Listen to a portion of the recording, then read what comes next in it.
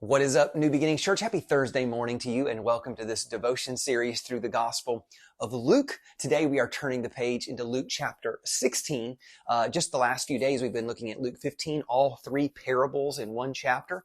But you turn the page into Luke 16 and the parables, they just keep on a-coming. And this parable, in my experience, is one of the most confusing parables that Jesus ever tells. He says something in it that seems to be contradictory. A lot of people read it, don't make sense of it, and are like, I'm just going to keep reading over this one. Let me get on to whatever he says next. But hopefully I'll bring some clarity today. Here's how the parable goes.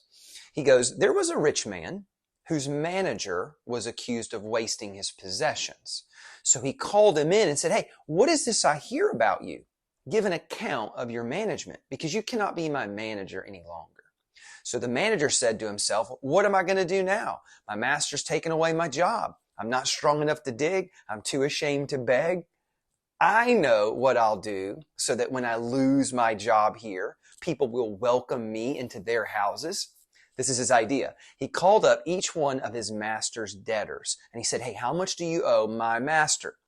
900 gallons of olive oil, the first replied. And the manager said, hey, take your bill, sit down quickly, and then make it 450. And then he asked the second one, how much do you owe? And he goes, 1,000 bushels of wheat. He said, okay, take your bill and make it 800. And the master, this is where it confuses everybody. The master commended the dishonest manager because he had acted shrewdly. For the people of this world are more shrewd in dealing with their own kind than are the people of the light. And I tell you, use worldly wealth to gain friends for yourselves so that when it is gone, you will be welcomed into eternal dwellings. So can you imagine, like, Jesus is telling this parable and, at first you're like, okay, there's an owner. That sounds like God. There's a steward and a manager. That sounds like us. We are the owners of nothing and the stewards of everything. We've been given this little carved out piece of time called life. And then, of course, one day we'll give an account for what we did with the time and the resources and the life that God gave us, right? But what makes the parable so confusing to people, and it makes sense to me, is this. It's at verse 8. It says that the master commended the dishonest manager.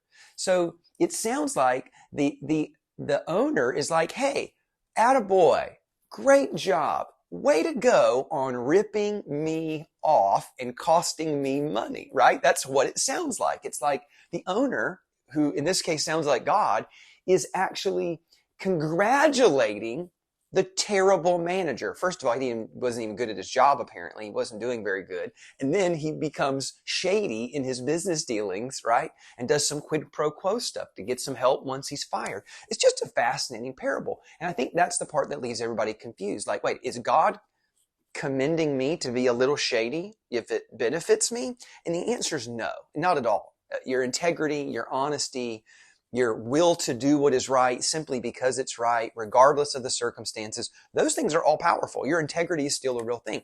The key to the verse is verse 9.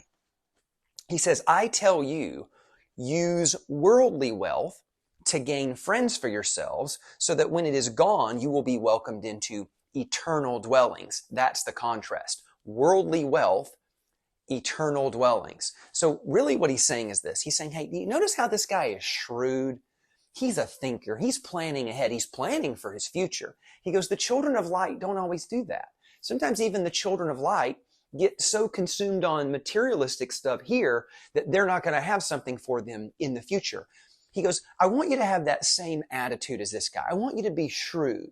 And I want you to use your worldly wealth and resources and possessions in such a way that when you get to heaven, you have friends there who will welcome you into eternal dwellings. Or we could say it like this. What you do in this life matters so much that it sets up. This is why Jesus said, lay up for yourself treasures. Paul uses the same language. Like, no, teach them to be eternally minded and lay up treasures for the future. Be so shrewd that you think, I've got a little bit of time. I got a little bit of resource. I'm going to leverage it all for my future eternal reward. That is being shrewd. And I want you to live that way. Don't just live in the here and the now. Don't even just live for this age in this life.